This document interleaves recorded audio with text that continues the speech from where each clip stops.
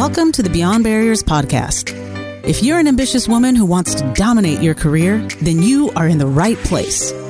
This podcast is co-hosted by Nikki Barua, digital innovator, serial entrepreneur, author, and speaker, and Monica Marquez, ex-Googler, diversity expert, and senior corporate leader. From inspiring stories to cutting-edge strategies, you'll learn how to develop the skill set, mindset, and tool set to get future-ready fast and accelerate your success. Hi, I'm Monica Marquez, your host for today's episode. Are you frustrated with self-doubt and tired of living small? Today, we're speaking with Saren Stiegel, who shares with us how to develop strength and confidence and go from living small and fearful to living big and free. Saren Stiegel is the People and Culture Officer for tech startup generator ELEV TE. Named Business Relationship Alliance's 2019 Visionary Woman of the Year, Saren is also the best-selling author of The Glow Effect. Since its founding in 2013, the Glow Effect social enterprise has worked with over 20,000 people in 32 countries to grow their leadership impact. Saren has been featured in Real Simple, Fox News, and Entrepreneur. In this episode, Saren shares her personal journey from being a divorce attorney to becoming a conscious culture advocate who helps individuals and organizations maximize their human and team potential. She presents actionable advice on how to pursue your passion and build your legacy with continuous learning and persistence. Visit www.iambeyondbarriers.com, where you'll find show notes and links to all the resources in this episode, including the best way to get in touch with Saren. Welcome, Saren. So, thank you for joining us on the Beyond Barriers podcast, and wanted to help our audience learn a little bit more about you. Tell us your story and, what you've learned in your journey. And you've done quite a bit of transitioning in your journey, so definitely want to touch on those points throughout the conversation. But I will hand it over to you and just do a quick intro of yourself and let us know who Saren is.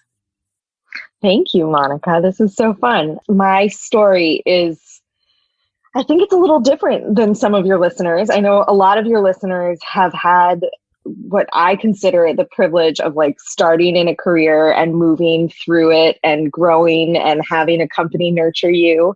That was not my experience. I actually started as an attorney in a small boutique family law firm in Chicago. Mm-hmm. The people individually were great at that law firm, but what I saw really quickly, and this is in retrospect, at the time I didn't understand it, but the people development and culture development was I didn't know it existed. Mm-hmm. And legal culture was really hard, was really toxic for me. Mm-hmm. So I jumped out and I started a business called The Glow Effect. And The Glow Effect worked with women primarily, people presenting as women. And we worked in the US, we worked abroad, we worked in Uganda, Nepal, and we worked with teams of professional women in different companies and organizations, helping women try to, find their voice, but more so accelerate the entire business strategy towards the future of work. Mm-hmm. And I know that that's where we crossed paths, because mm-hmm. I started running these, what I like to call, globally minded intersectional events mm-hmm. called Give Growth. And I wanted to help women executives create learning cultures and growth-based cultures. And then, I'm doing all this cool stuff.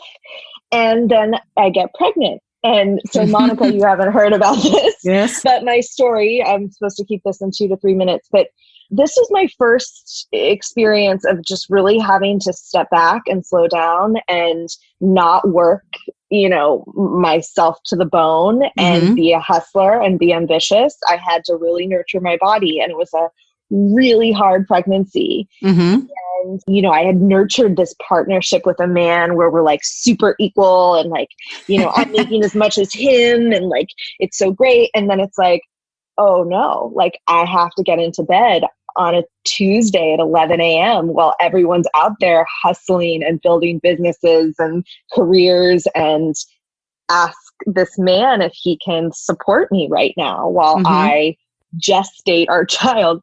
Anyway, long story short, postpartum was fun.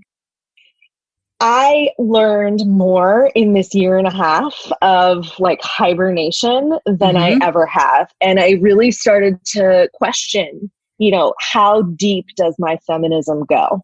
Right. How much do I really honor feminism and what is feminism? And I also had the privilege of getting a certification in organizational behavior from Harvard during my pregnancy. So I thought that would be really fun to keep my growth going while I created a child. But now I have this certification and it's really, really exciting because I get to learn about gender and leadership, diversity and inclusion from this very academic place, as well as seeing how women and gender and all people are challenged by this future of work concept. How do we re-navigate work for all dimensions of people and bringing out the best of people and high performance and business goals? So I kind of switched gears. I'm still doing the glow effect. I'm still in learning and development, but I went in-house with a startup called ELEV TE. And ELEV TE incubates other startups. Okay. A bunch of tech professionals. So they're engineers, CTOs, VPs of data science. And like, I'm not a tech person, I'm a people person. And so I'm in there as like the people and culture person. And, I'm coming at it from the angle of how do we create conscious capitalism? We're starting companies and working with tech founders from the ground up.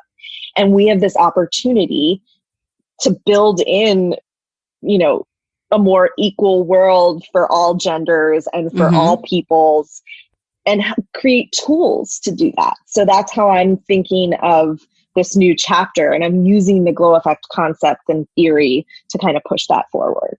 It's a long story. That's amazing. And I think, you've touched on so many different things that I think would be extremely interesting for our listeners. Tell us a little bit about, how did you make that decision to switch lanes? What was it that helped you, one, gain the courage to say, okay, I'm ready to make this change. I need to make this change. But then two, once you make the change, how do you discover what unique strengths or what transferable skills that you need to hone in order to accelerate your success? So, there were two really big leaps in my career, right?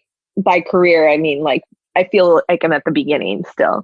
So the first one being the leap out of the legal field, and the second one kind of transforming where my business is now. And I make both of those sound like super simple and like, yeah, and now I'm doing this, except it was so not that way. It was full of a lot of tears and self-reflection and, soul searching to understand how to make that transition.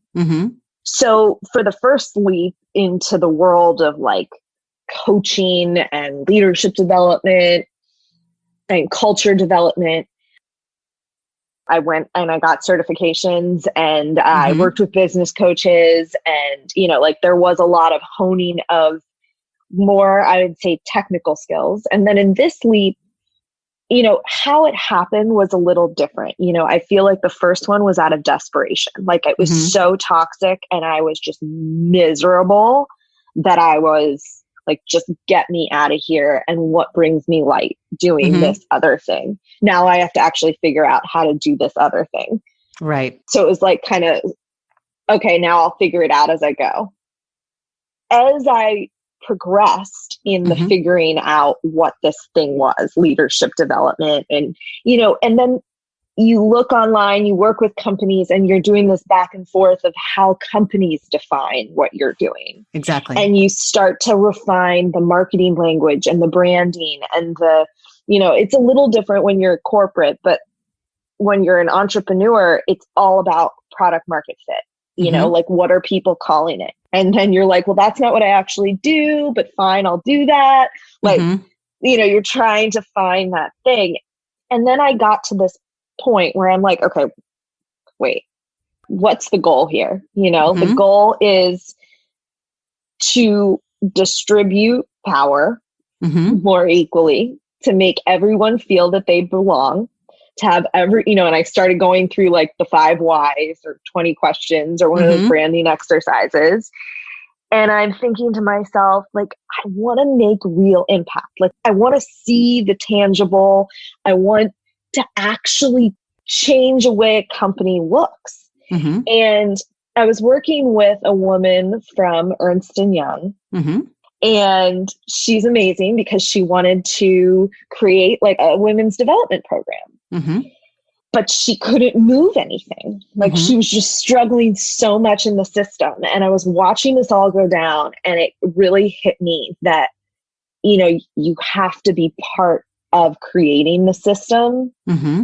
and figuring out different ways to build the system Mm-hmm. in order to truly have an inclusive, open-minded, progressive, system-changing system, if you know what I mean. Like, Right. Certainly. yeah, like that's iterative and agile and adaptive and creates the best performance. So, long story, I realized organizational development was the path for me. And then I had to figure out, okay, well, what does that mean? Basically, it got me to the career leap of how do you build a system Mm-hmm. that doesn't have these unconscious kind of default things happening where we start to become oppressive and exploitive and silencing and that's where I see, I just feel so lucky because I'm in a company right now that is literally based on the future of work. Mm-hmm. The future of technology, the future of automation, the future of like how we work as a team and collaborate. We're all remote, you know what I mean? Mm-hmm. And not to make this an advertisement for Elevate, but it's starting at the bottom. How do we build from the ground up with this consciousness of people? And so then it becomes so much bigger than women. It becomes, feminism is for everyone. What was your approach in kind of overcoming these fears or overcoming these, making that decision and having that certainty and that confidence of, I'm just going to move forward? It was so much self-reflection and self-learning. I mean, I think it really all comes back to, are you willing to learn and humble yourself? Mm-hmm. Like tremendously humble yourself. Like how do you soak in all the information that you need to overcome this, to be the person you want to be? Mm-hmm. And so it's kind of that humility of putting yourself out there and saying to people you think have their shit together, if I'm allowed to swear, like, how are you doing it? What are you doing? And then you start to realize you're not that far off, and then books and podcasts. To me, that's just constantly learning and then realizing you actually have, like, it's kind of that back and forth constantly. Like I'm going to read a book and then I go out and I go to a networking event and then I talk about the book and and I talk to people who have their shit together. And then I'm like, okay, I have to go read another book. And then you come back and you do this and you then create this circle of people who look to you for information and vice versa. What I hear you saying is that community, your network was something that really helped you accelerate that success or accelerate that learning curve, right? Yeah. And in some cases, it's almost that just-in-time learning, right? You could get stuck in this analysis paralysis or this whole learning cycle. What would you say about the importance of how to leverage your network or colleagues or mentors or sponsors? Well, I love this phrase, leverage your network, because it's like, sounds like something really technical and like something that there's magic for, and it's messy. It's not like a cut and dry, like, here's how to do it. Step 1. First of all, network feels like a dirty word sometimes to me, where when you have to go out and you have to network. I had to wipe that from my vocabulary a long time ago to make it a little bit easier for me to stomach. Mm-hmm. And how I did that was I start really with that self-reflection, personal branding of like, why? Why do I need to network or whatever you want to call it, build a community, right? Mm-hmm. Now, when I was an attorney, and that's when it started to become dirty, like Mm-hmm. I just couldn't walk into a room and be like, I'm going to network for my legal community. Like I had no fire for that, no Mm-hmm. passion, no interest. Where when I had the glow effect, it was like, we really want to change shit. Like, Mm-hmm. we want to empower women. We want to do stuff. Like there's potential, there's possibility. Like, look, there was like a fire. So when I walked into a room of women, I didn't see them as a network. I saw them as like people who I can do cool shit with, Mm-hmm. and I'm, your vocabulary is so much better with like leveraging your network. And I'm like, what can I do cool shit with? I find that intention and that spirit of collaboration when you walk up to someone where it's like, this is what I'm up to. Like, what cool stuff are you up to? Awesome. We can create something together. Mm-hmm. And so it starts to feel like we're in partnership rather than I'm asking you for a favor. Right. Okay. Mm-hmm. I know that was a long circle around to, I agree. Asking people for favors is super hard. Like back in the day when I had to email you and ask you to be a speaker for these Give Growth events, it was so terrifying, Monica, like, because you have to ask somebody you don't know for a favor. Mm-hmm. Like essentially, like, but then I really went into like, what does Monica want to do with the world? Mm-hmm. What's her goal? How do I present it in a way of like, let's do this together and I'm going to help you help me. And together we're going to do this cool shit.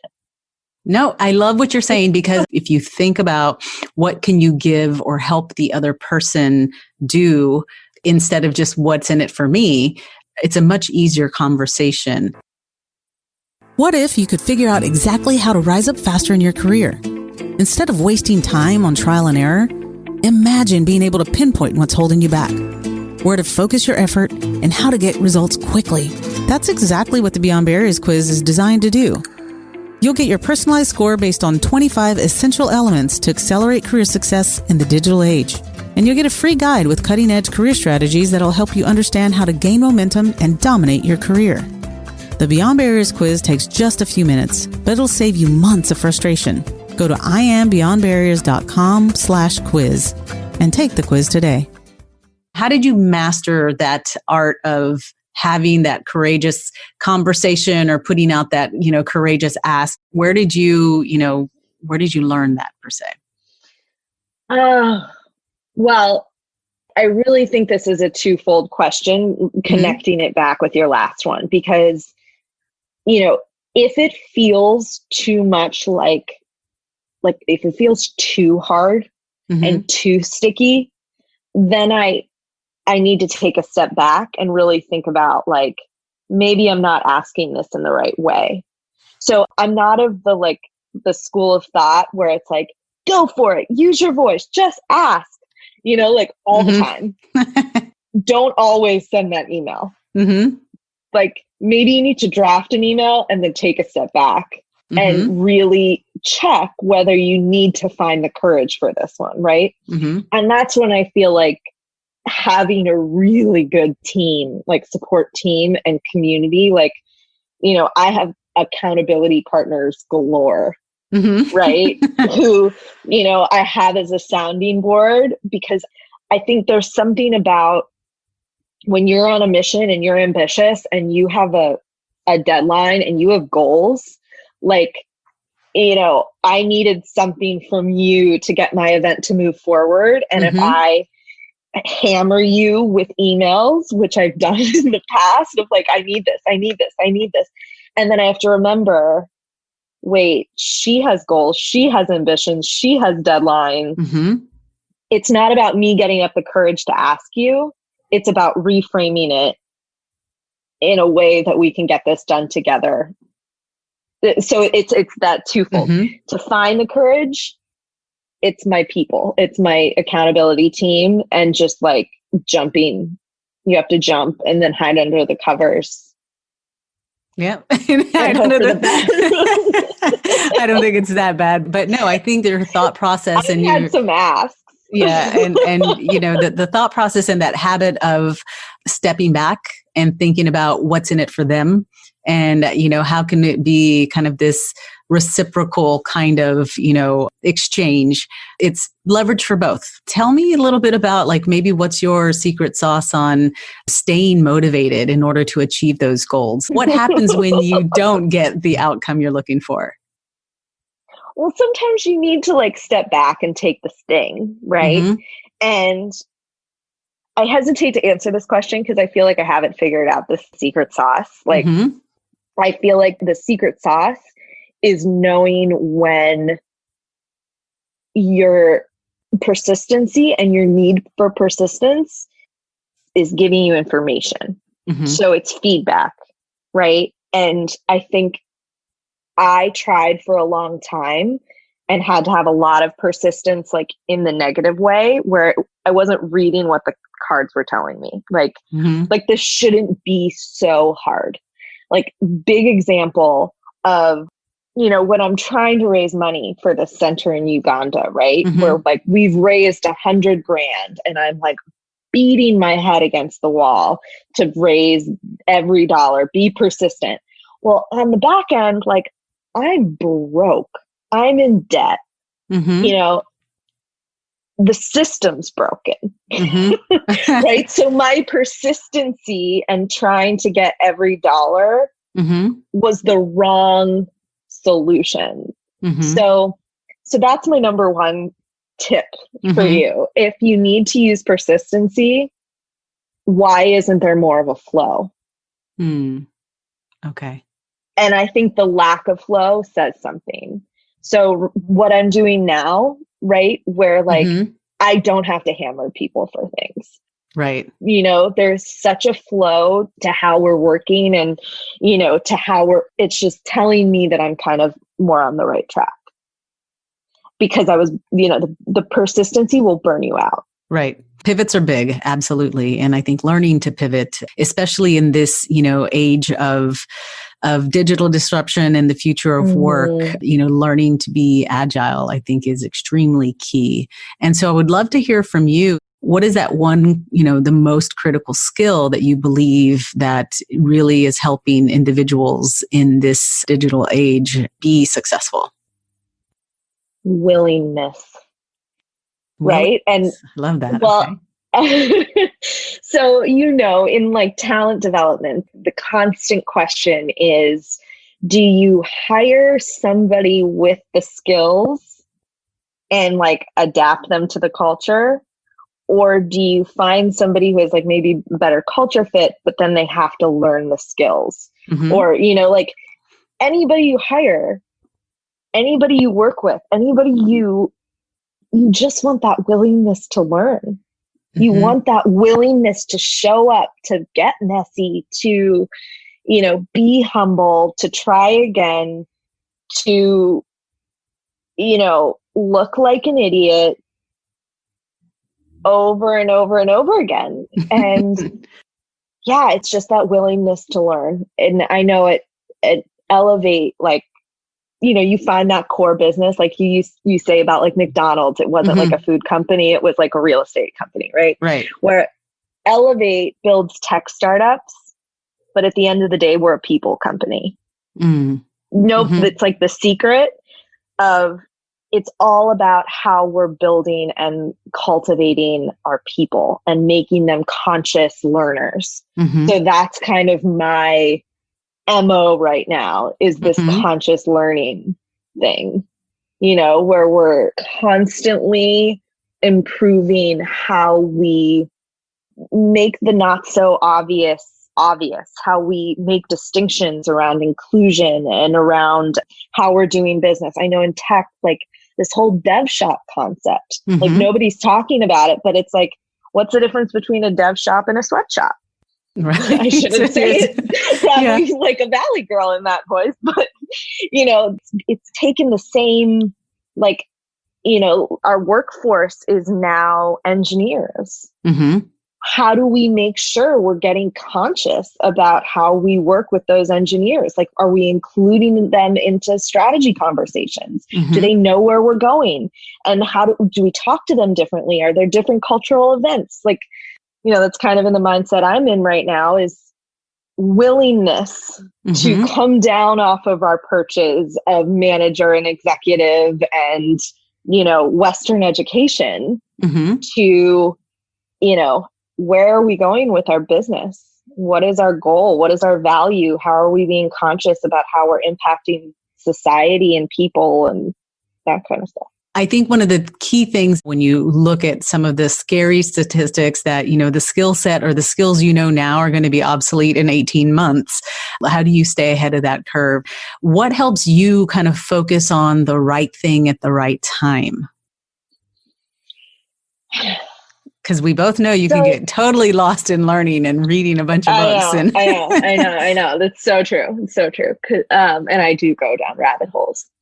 So I have this thing I do with people I go through personal branding. And, personal brands can sound like sleazy, salesy, markety-ish, Mm-hmm. or it can be like, what's your purpose? Mm-hmm. And so that's how I think of your personal brand is your purpose. And so this prompt I do is, imagine you're at the end of your life. Mm-hmm. And you're giving your big TED Talk, and not a TEDx, but like TED Talk. You're on the TED main stage. Right. Uh-huh. And you have 10 minutes to summarize your message for the world. Go. Like, what are you going to talk about? Right. Okay. And so I've had a lot of experience coaching TEDx events, and I don't really see this as like TED should be your goal and focus, mm-hmm. right? It's more of the exercise of what's your message and what are you trying to communicate. And I think TED, the format of it, does it really well. I think of it like a triangle. Mm-hmm. So when I've read through TEDx applications, I've had 200 applications in front of me, and you start going through them and everybody's saying the same thing. And, like how to learn, how to grow, how to get over self-doubt, how to get over fear. Like everybody has the same message. So what differentiates people? And it's always in a triangle. Mm-hmm. The top of the triangle is your idea. You need to have a novel idea, but supporting that novel idea is expertise mm-hmm. and experience. Mm. So you need to have the cred, you need to go to school, you need to have whatever certifications that make you credible. Mm-hmm. But you also have to have that vulnerability that like, I've been in the mud, I've had the experience that made this expertise relevant. And mm-hmm. from my expertise and experience coming together, I've created this new idea and new way to move this forward. Mm-hmm. So I think about this probably like at least 2 or 3 times a day. Like it is right, truly okay. like my like North Star, mm-hmm. right?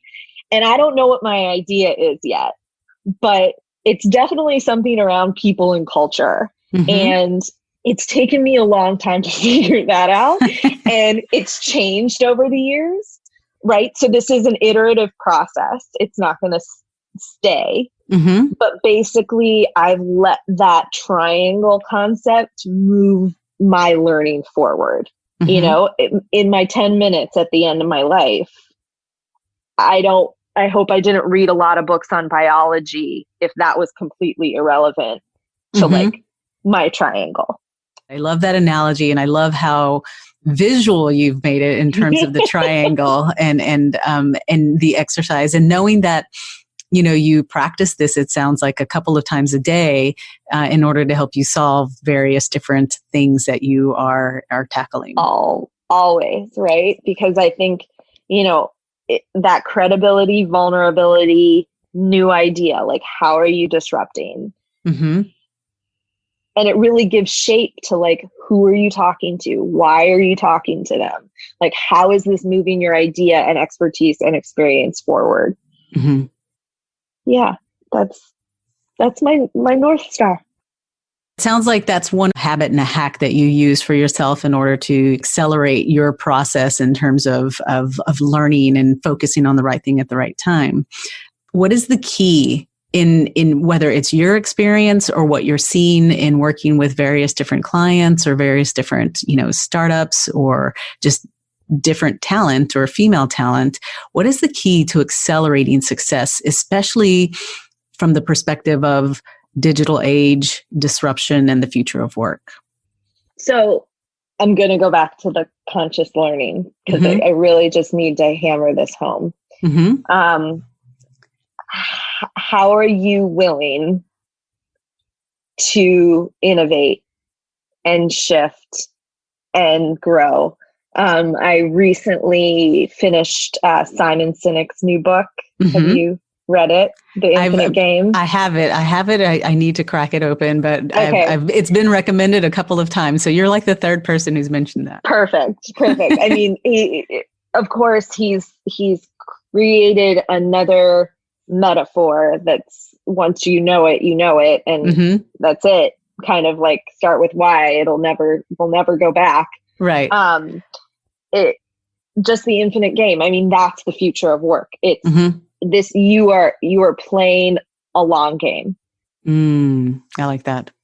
And you got to think for the long game, and you got to think about always innovating and always iterating and being agile. I mean, these concepts are so cliche now. Like if I hear one more agile, disruptive, the lingo is just, it's funny in the tech world, right? But iteration and constantly willing to communicate and give feedback and be humble and learn and increase your awareness. I mean, that's the future, because if you